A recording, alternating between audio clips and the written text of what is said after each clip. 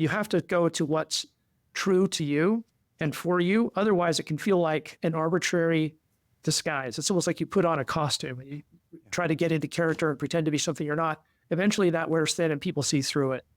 Yeah. So it's really important that you do something that's authentic. I think we hit bedrock with you, Matt, by doing the work. Jed, so let's take a look now. So we have the agents and advisors that are sitting there, the LJ Coopers that have named themselves after themselves, and others that are just now listening to this saying, do I have the right brand? Do I have the right messaging?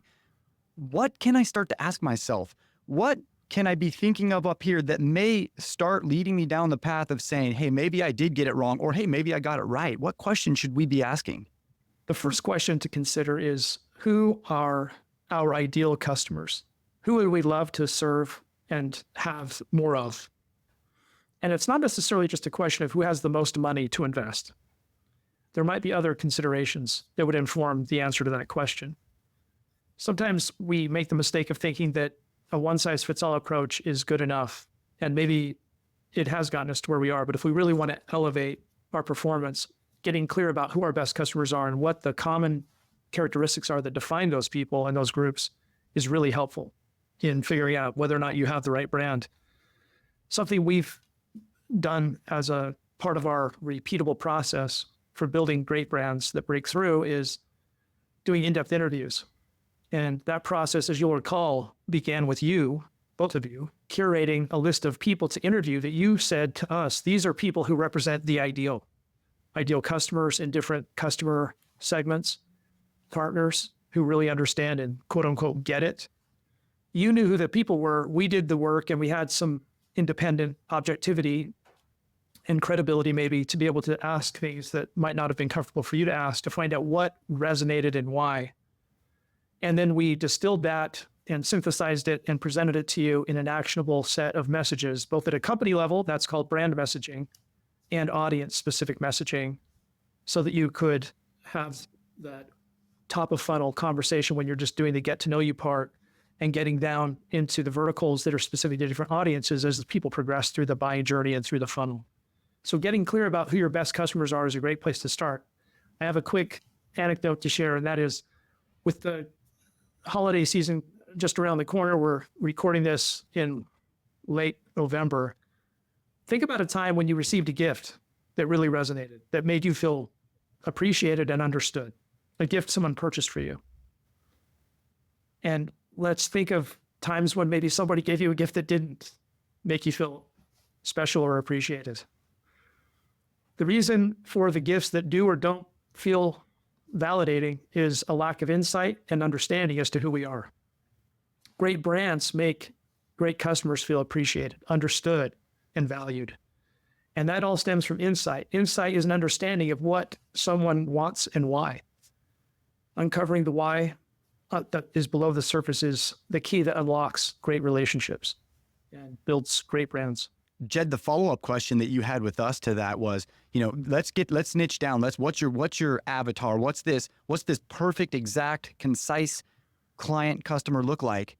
And then after we identified that, you said, what's the problem that you solve? And I think one of the challenges for me was I was trying to ask that question first.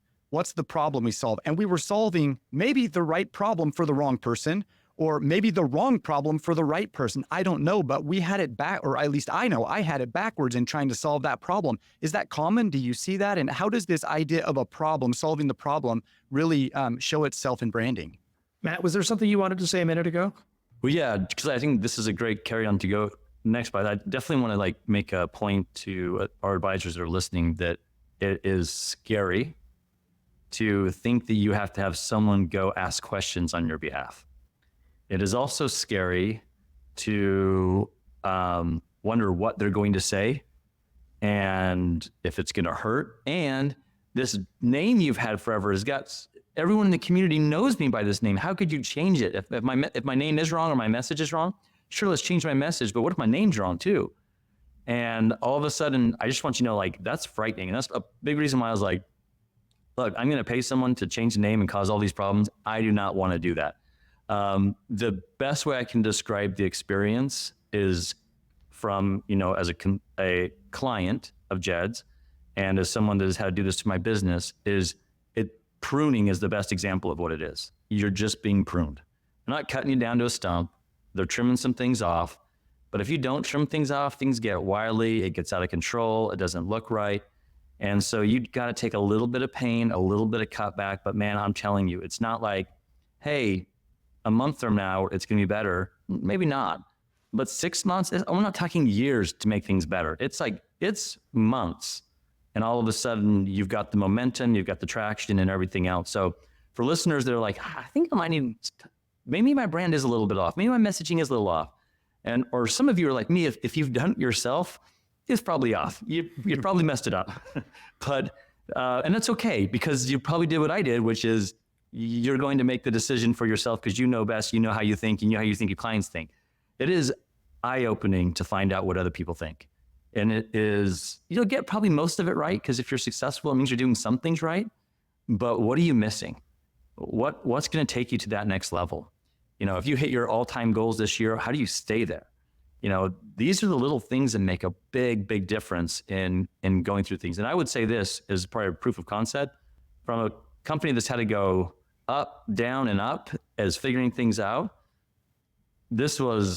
These changes are the things that allow you to go to the next level, because if not, you'll get stuck and your pruning never really takes off. It just kind of stays. You got to cut it back to go forward. So back to your question, Jared, because I just wanted to make that comment, because I feel like if our listeners are sitting there thinking that, I just wanted to give you some motivation to get past that fear, because that's the fear that was going through my head. And I think if I just knew, hey, it's not that you got it that wrong. It's just that you need to get pruned. And that's what we're doing here is we got to prune you a little bit, and you're going to grow bigger, better, and faster. Well, and Matt, change is hard. I mean, change represents, you've got to redo some processes. You've got to change your thinking. Man, for Pete's sake, we had to change a logo. We had to change our colors. We had to change how we talk about what we do. We didn't even know how to talk about what we did until we really got down to brass tacks. And so this process is, man, I think of it, I'm going to keep going back to this race that you're running, Jed. You can either choose to keep your lungs constricted, or you can open the throttle. And when you choose to open the throttle, and I think that's that message market and that product market fit that we're talking about, when those things come together, Matt, in the last 6 months, what has happened for your business as a result of the pruning that happened a year ago? We realized, and for some of our users, they know this, and for new people, you find this out too, that our system wasn't easy. It was robust, but it wasn't easy. And what we realized is the true message of what people wanted is they just wanted to make the financial management easy, is what they did.